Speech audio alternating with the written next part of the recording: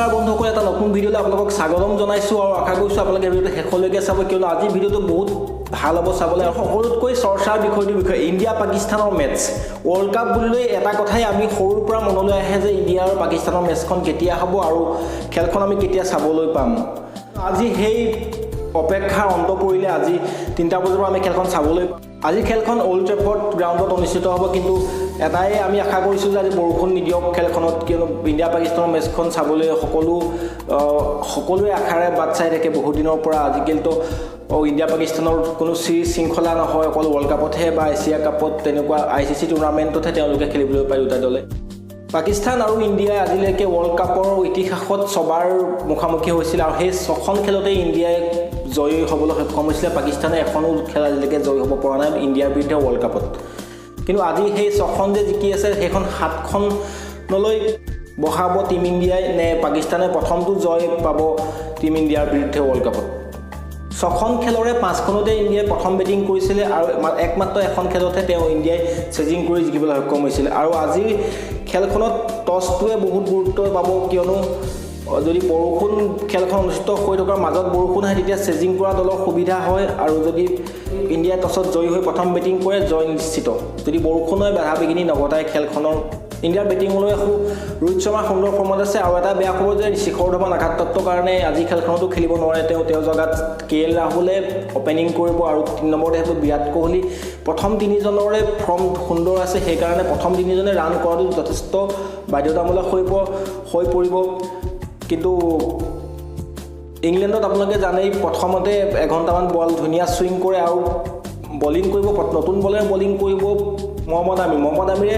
আগতেও দেখিছোঁ আমি যে তেওঁ কি নতুন বলত কি ধুনীয়া এটা ছুইং কৰিবলৈ সক্ষম হয়। আৰু যদি ভাৰতৰ বিৰুদ্ধে হয়, ভাৰতৰ বিৰুদ্ধে তেওঁ আগত ভাল প্ৰদৰ্শন কৰি দেখুৱাই আহিছে আৰু এইবাৰ ৱৰ্ল্ড কাপতো তেওঁৰ প্ৰদৰ্শন যথেষ্ট উন্নত মানৰ হৈছে। অষ্ট্ৰেলিয়াৰ বিৰুদ্ধে 10 অভাৰত 2 অভাৰ মেডেল দি 30 ৰানৰ বিনিময়ত 5টা উইকেট ল'বলৈ সক্ষম হৈছিল আৰু ইংলেণ্ডৰ বিৰুদ্ধেও তেওঁ 2টা উইকেট ল'বলৈ সক্ষম হৈছিল। বাকী 3জন পেচাৰ হ'ল ৱাহাব ৰিয়াজ, শ্বাহিন আফ্ৰিদি আৰু হাছান আলী। কিন্তু আজি চাবলৈ ভাল হ'ব যে পুৰণা বলত ৱাহাব ৰিয়াজৰ যি ৰিভাৰ্চ সুইং কৰে তেওঁ, সেই ৰিভাৰ্চ সুইঙৰ কাৰণে বিখ্যাত। পুৰণা বলত ৱাহাব ৰিয়াজ আজি কেনেকুৱা বল কৰে ভাৰতৰ বিৰুদ্ধে সেয়া যথেষ্ট গুৰুত্বপূৰ্ণ হ'ব চাবলৈ। পাকিস্তানৰ বেটিংটো আনপ্ৰেডিক্টেবল। পাকিস্তান টীমটো যেনেকৈ এটা আনপ্ৰেডিক্টেবল, কেতিয়া কি কৰে কেতিয়া কি নকৰে কোনো গম নাপায়, আৰু তেনেকৈ বেটিঙতো আনপ্ৰেডিক্টেবল। প্ৰথমখন খেলত ৱেষ্ট ইণ্ডিজৰ বিৰুদ্ধে 105 ৰানতে তেওঁলোকে অল আউট হৈ গৈছিল, কিন্তু তাৰ ছেকেণ্ডখন খেল ইংলেণ্ডৰ বিৰুদ্ধে 300ৰো অধিক ৰান কৰিবলৈ সক্ষম হৈছিল। তাৰপিছতে অষ্ট্ৰেলিয়াৰ লগত হোৱা খেলখনত তেওঁলোকে 264 ৰান কৰিছিলে। কিন্তু সেইকাৰণে কোৱা হয় বেটিংটো আনপ্ৰেডিক্টেবল। কিন্তু ফকৰ জামান, ইমামুল হকে ইনিংছটো আৰম্ভ কৰি তেওঁলোক 2জন সুন্দৰ ফৰ্মত আছে। আৰু বাবৰ আজম 3 নম্বৰ বেটিং কৰিবলৈ আহে। বাবৰ আজমৰ কথা কিনো ক'ম, তেওঁ এভাৰেজে হৈছে 50ৰ ওপৰত।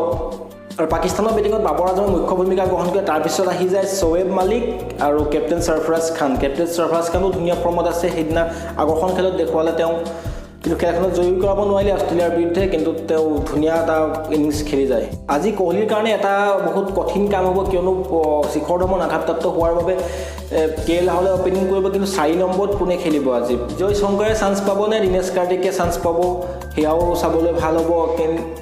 নে কেদাৰ যাদৱ 4 নম্বৰত বেটিং কৰিবলৈ আহিব, ধোনী 5 নম্বৰত আহিব, তাৰপিছতে দিনেশ কাৰ্তিকক 6-7 নম্বৰত খেলাব চাগে, তেনেকুৱাও কৰিব পাৰে। বলিঙলৈ আহোঁ। বলিঙত জসপ্ৰীত বুমৰাহ, ভুৱনেশ্বৰ কুমাৰ, য়জুৱেন্দ্ৰ চাহলে সুন্দৰ প্ৰদৰ্শন কৰি আছে, কিন্তু কুলদীপ যাদৱৰ ফৰ্মটোক লৈ অলপ চিন্তাৰ কাৰণ হৈছে। নে আজি ইংলেণ্ডৰ সেই ছুইমিং কণ্ডিশ্যনত মহম্মদ ছামিক এটা সুযোগ দিয়া হ'ব আৰু পেচাৰলৈ বলিংটো আৰু অলপ শক্তিশালী কৰিব পেচ ডিপাৰ্টমেণ্টত। ভাৰতৰ খেল আছে যেতিয়া ভাৰতকে ছাপোৰ্ট কৰিব লাগিব, আৰু তাতে পাকিস্তানৰ লগত আছে যেতিয়া ভাৰতটো জিকিবই লাগিব, আৰু জিকিবই নিশ্চয়। জানিব লগা আছে, সুধিব লগা আছে, তলত কমেণ্ট বক্সত কমেণ্ট কৰি জনাব পাৰে। আৰু যদি চেনেলটো নতুন আহিছে ছাবস্ক্ৰাইব কৰি দিব, আৰু ভিডিঅ'টো ভাল লাগিলে শ্বেয়াৰ কৰিব, লাইক কৰিব।